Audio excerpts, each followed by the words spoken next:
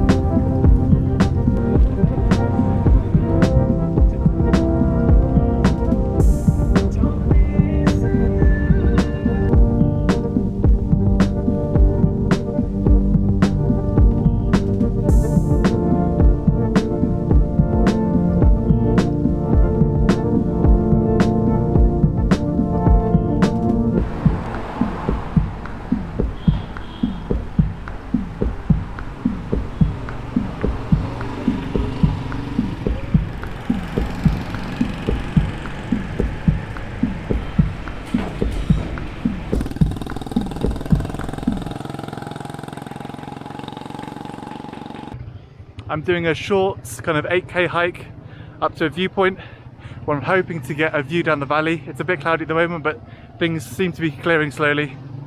And yeah, that's my last day in the mountains, unfortunately.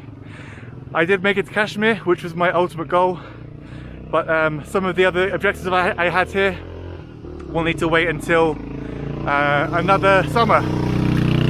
Yeah, it was my stupid mistake for coming in the autumn when things are about to close anyway, but it is what it is. Okay, on to Hunza Valley. Well, I'm here at the moment. We're continuing in Hunza Valley, as I already am. And, mashallah.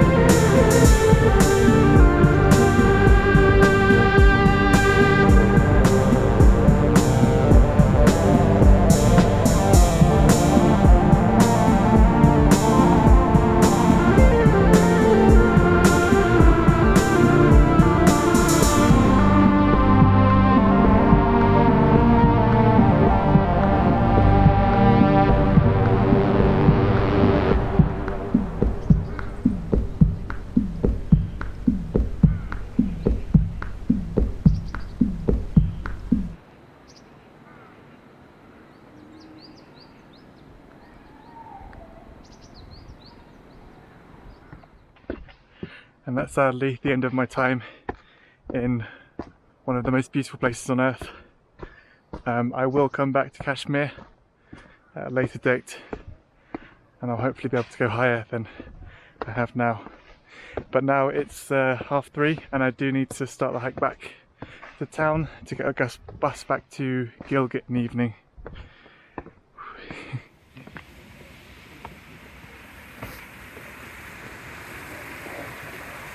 But yeah, I'm savouring this last hour before getting back on the bus.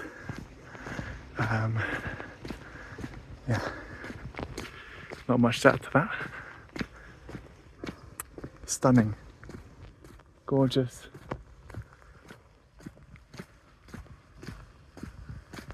Beyond words, even. That's a chicken. All right, mate. Mountain chicken.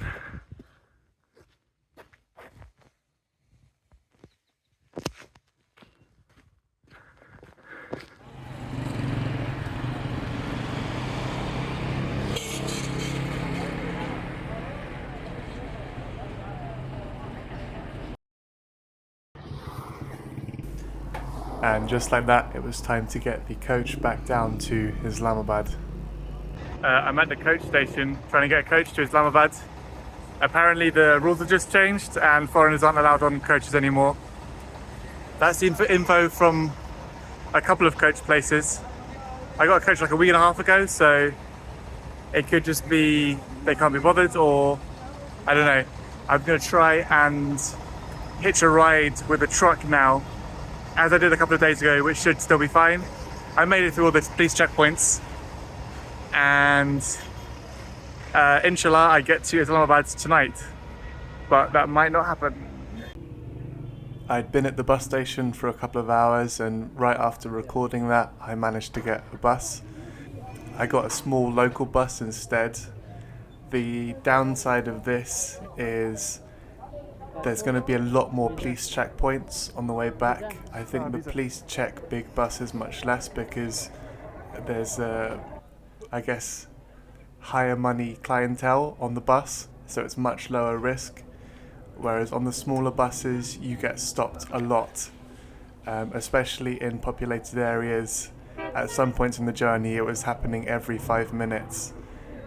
And when the police see a foreigner on the bus, they go into like panic mode, and my documents need to be checked by the higher ups, and it's a very long process.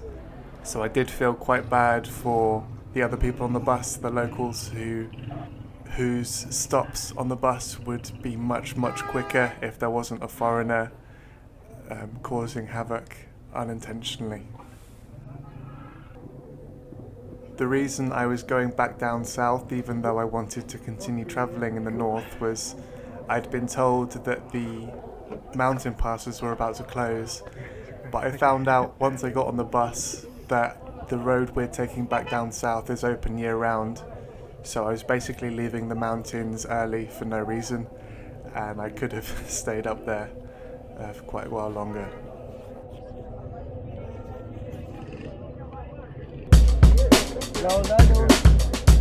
Assalamualaikum.